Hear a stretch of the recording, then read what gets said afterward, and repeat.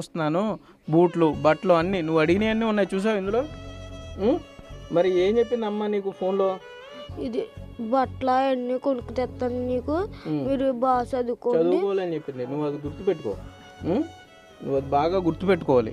ఇప్పుడు ఎన్ని ట్యాబ్ తెచ్చినా కూడా, ఈ వాచ్ ఈ షూస్ తెచ్చినా కూడా ఎందుకు మీకు, మీరు అందరితో పాటు మిగతా ఊళ్ళో మిగతా పిల్లల కన్నా కూడా బాగుండాలనే కదా.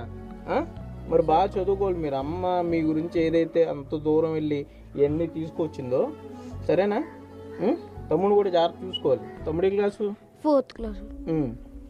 సరే, మనం చూస్తున్నాం ఇక్కడ అంటే తను బాగా కలుపుగోలుగా ఉండేదని కూడా చెప్తున్నారు చుట్టుపక్కల వాళ్ళు, పక్కన ఉండేవాళ్ళు. కానీ అసలు ఈ సూట్ కేసు సంబంధించి కానీ ఆమెకు సంబంధించి ఇప్పుడు పద్మ ఇక్కడ ఆవిడ సడన్గా ఇక్కడికి వచ్చి ఉంటే సర్ప్రైజ్ కింద ఇవన్నీ కూడా పిల్లలకి చూపించి పిల్లల ముఖంలో ఆనందం చూడాలి అనే దాంతోనే ఆమె బయలుదేరి ఉంటుంది. కానీ చాలా విచిత్రంగా అసలు అనుకోని సంఘటన, బస్సులో ప్రాణాలు వదలటం, మరలా ఆమె వివరాల కోసం అక్కడ సంబంధించిన పోలీసులు ఇది కానీ ఈలోపు సోషల్ మీడియాలో విస్తృతంగా ప్రచారం జరగటం. నిడదవోలు కోరమామిడి ఆమె పుట్టిల్లు. ప్రస్తుతం మనం ఉన్నది మంచిలి గ్రామం, తణుకు నియోజకవర్గం, పశ్చిమ గోదావరి జిల్లాలో.